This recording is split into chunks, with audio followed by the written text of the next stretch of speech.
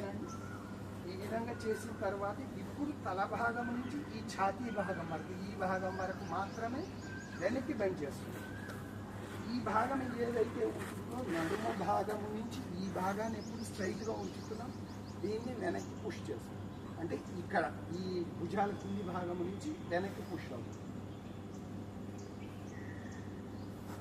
ఇప్పుడు మళ్ళీ యథాస్థితికి వస్తున్నాం. ఎలా వస్తున్నాం? ఛాతీ భాగం నుంచి తల భాగం వరకు యథాస్థితికి తీసుకొస్తున్నాం. తీసుకొచ్చిన తర్వాత మడిచినటువంటి మోకాలు అలాగే ఉంటుంది, పాదాన్ని నేల వైపే పుష్ చేసి పెడుతున్నాం.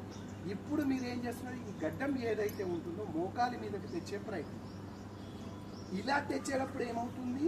ఈ ఛాతీ భాగాన్ని ఈ మోకాలికి టచ్ చేసే ప్రయత్నం చేస్తున్నాం. అర్థమవుతుంది కదండి? ఈ భాగాన్ని తీసుకెళ్ళి ఈ గడ్డాన్ని ఎంత సాగదీయగలిగితే అంత ముందుకు చేస్తాం. ఈ విధం షేప్ రావాలి. ఇప్పుడు వెళ్ళేటప్పుడు కూడా ఫస్ట్గా ఏం చేస్తున్నాం? గడ్డాన్ని వెనక్కి తీసుకెళ్తున్నాం. ఇప్పుడు ఇంటర్లింక్ చేసిన రెండు చేతుల్ని విడుదల చేస్తున్నాం. ఇప్పుడు మోకాలిని కింద పెట్టిన తర్వాత రెండు పాదాలను ఈ విధంగా కలపండి. కనపడుతుంది కదా? ఇలా కలిపిన తర్వాత రెండు పాదాలను ఏం చేస్తాం? నెమ్మదిగా పైకి తీసుకొస్తాం. ఎంత చేయగలిగితే మనోడు వెంటనే దీన్ని ఇలా వెనక్కి పుష్ చేసేస్తుంది. చేయకండి, ఇలాగే ఉంచిన తరువాత నడుము భాగం నుంచి తల భాగం వరకు నిటారుగా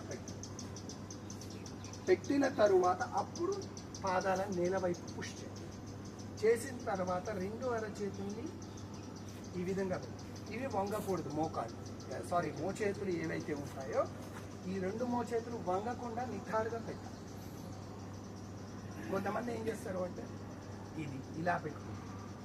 అయ్యో మోకాళ్ళు ఇక్కడ ఉన్నాయి కదా అని ఇలా పెట్టుకుని ఇలా చేతులు పెట్టుకుని మోకాళ్ళు అనేవి ఇక్కడ ఉండడం లేదు. మోకాళ్ళ మీద అరచేతులు ఆంచాలి. మన సహజంగా కొంతమంది ఏం చేస్తారు? మోకాళ్ళ మీద చేతులు పెట్టమంటారు కదా, వేళ్ళని పెడుతున్నారు. అప్పుడు ఆటోమేటిక్గా మేము ఇలాగే వంగుతాం. అరచేతుల్ని పెట్టినప్పుడు చూడండి స్ట్రైట్గా అవుతుంది.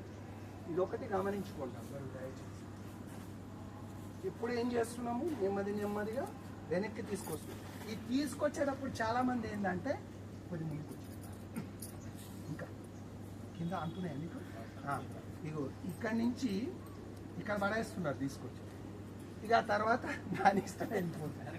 ఇలా చేయక మనం ఎక్కడైతే ఉంటున్నామో ఇలా వచ్చిన తర్వాత దీన్ని కనుక ఈ రెండు తొడల్ని పైకి లేపి ఇలా తీసుకొచ్చి అప్పుడు కింద పెట్టాలి. ఇలా చేయడం వల్ల ఏమవుతుంది అంటే ఈ పొట్ట భాగం ఏదైతే ఉంటుందో ఈ పొట్ట భాగం లోనకి వెళ్తుంది. ఈ నాభి మండలం అనేది వెన్నుకు తాగుతుంది. తాకి మనం ఇలా అన్నప్పుడు ఈ పొట్ట లోనకి వెళ్తుంది. లోనకి వెళ్ళడం వల్ల ఏమవుతుంది అంటే రెండు కాళ్ళని